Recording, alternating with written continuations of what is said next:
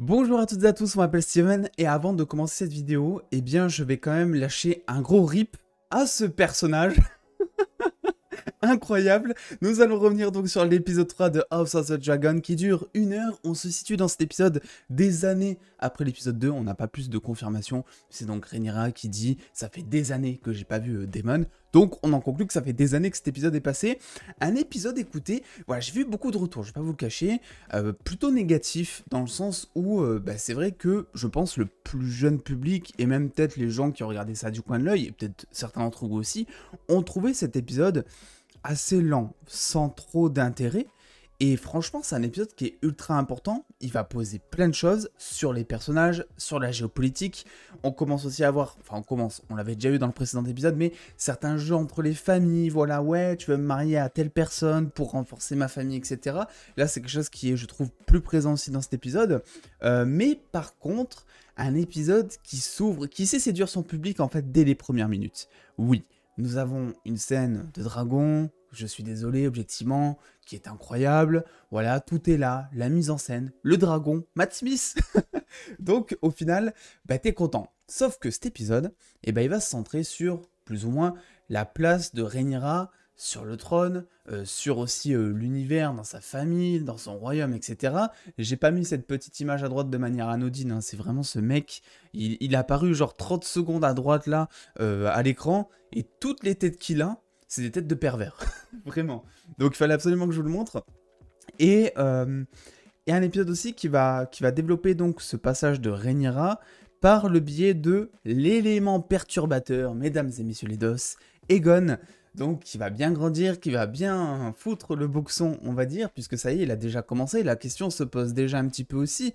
Est-ce que du coup, et ça paraît logique du point de vue du royaume, est-ce que du coup le roi va choisir donc son nouveau fils pour être son digne héritier?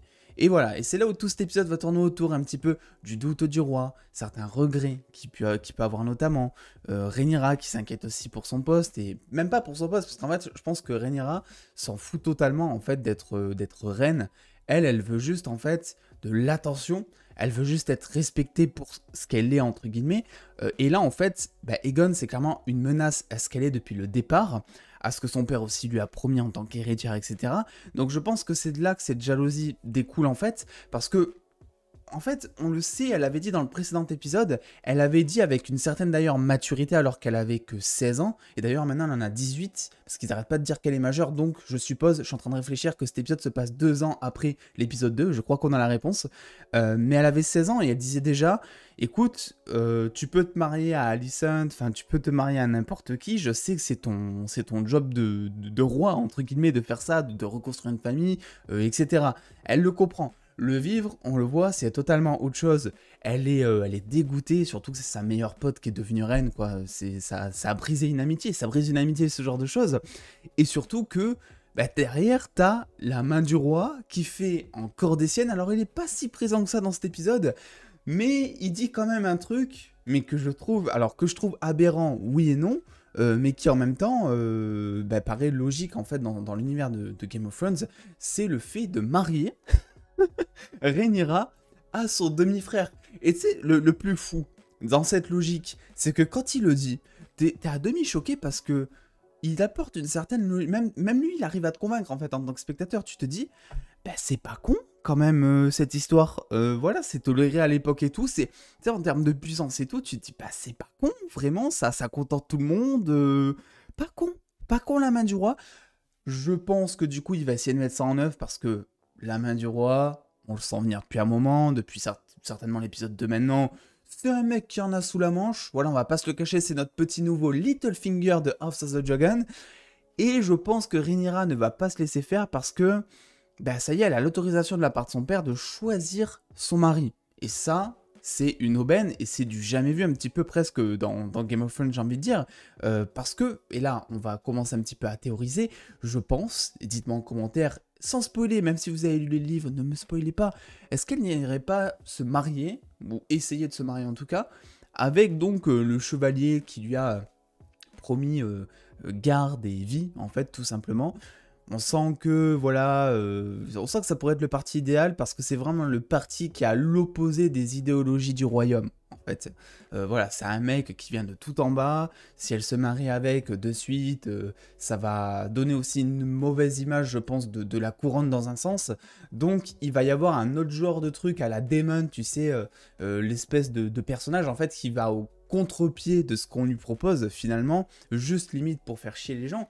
Et d'ailleurs, parlons un petit peu de Daemon, vu que Daemon est toujours aussi détesté hein, dans cet épisode, et alors il est détesté de par son frère, etc., qui lui vient quand même en aide, parce que la couronne, etc., mais aussi détesté dans sa propre coalition, ce qui est quand même assez ouf.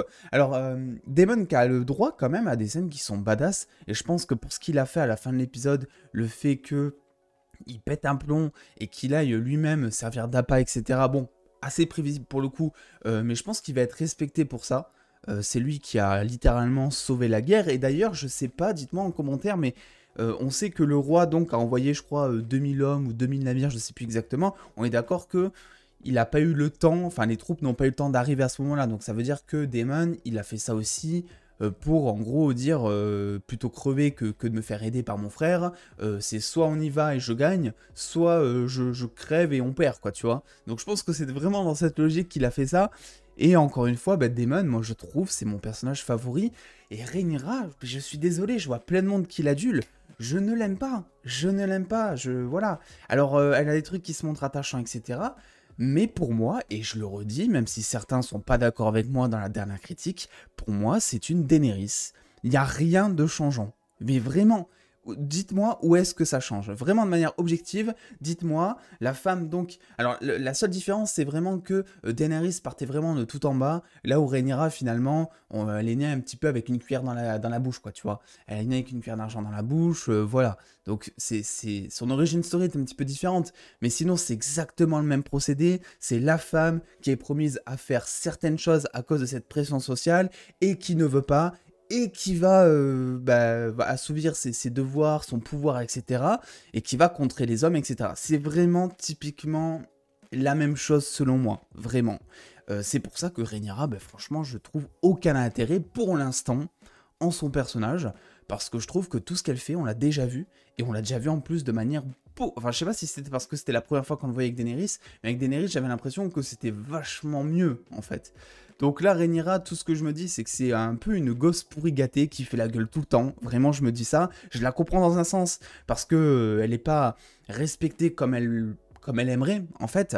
Donc j'arrive à avoir de l'empathie, mais voilà, ça fait... Même le père, il le dit, ça fait 2 ans que tu tires la gueule. T'es en pleine crise d'ado, là, bordel. Va jouer à Fortnite. mais, donc voilà, c'était le petit passage sur Rhaenyra. Vous pouvez ne pas être d'accord avec moi, c'est pas grave, on n'est pas là pour se faire des amis. Et sinon, il y avait une autre chose sur laquelle j'aimerais revenir. C'était tout simplement le fait que Rhaenyra, là aussi, est montrée comme étant une femme forte et que, justement, alors moi j'aime bien ce plan où elle arrive, je pense que c'est mon plan favori de l'épisode, parce qu'elle arrive avec plein de sang sur elle, etc. C'est la princesse, tu sais, donc par définition, voilà, c'est censé être la femme majestueuse, qui ne se salit pas, aux cheveux dorés, etc. Là, elle arrive décoiffée, plein de sang sur la gueule, sale, etc. Et t'as tout le monde qui la voit. Et même le père, il la regarde d'un coin de l'œil, il dit putain, mais qu'est-ce que t'as fait encore? C'est pas comme ça que tu vas te trouver un mari.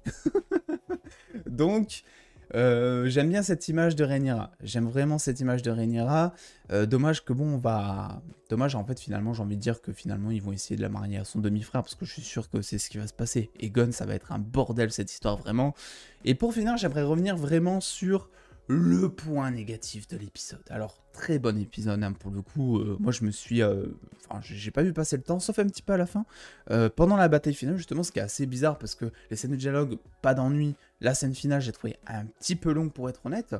Et la découpe de l'épisode, je pense que c'est quelque chose qui aurait pu changer la donne sur cet épisode et changer les avis, puisqu'on est donc sur une scène d'ouverture avec la guerre, une scène de fermeture d'épisode avec la guerre. Et en fait, je me dis, vu que la scène de fermeture, donc toute la bataille de Daemon qui part se sacrifier, etc., vu qu'elle est quand même assez longue, en fait, on aurait pu entrecouper certaines scènes de dialogue, de géopolitique, etc., qui ennuient pas mal de spectateurs, malheureusement, pour en fait mettre des petits passages de Daemon en train de se battre, ou de Daemon, voilà, sur place, etc. Parce que là, c'est vrai que ça fait vraiment action dans les 1 minute enfin, voilà, dans les 1-2 premières minutes de l'épisode, action dans les 5 dernières minutes, et entre, en fait, c'est que du dialogue. Tu vois aussi le roi qui est aussi développé dans cet épisode. Et j'aime bien le roi aussi parce que c'est là aussi un contre-pied, une différence par rapport à tout ce qu'on nous avait présenté dans Game of Thrones, même si par moment on voyait un roi faible, mais il durait généralement pas très longtemps. Là vraiment on se concentre sur un roi qui tout simplement est montré comme faible par différents biais. C'est-à-dire que déjà on te dit que c'est un rêveur. Il le dit, hein, depuis le départ, ça se ressent aussi, c'est un rêveur, il a de l'espoir, il a des sentiments. C'est un roi qui est sentimental. Donc déjà, ça, c'est une forme de faiblesse pour certains.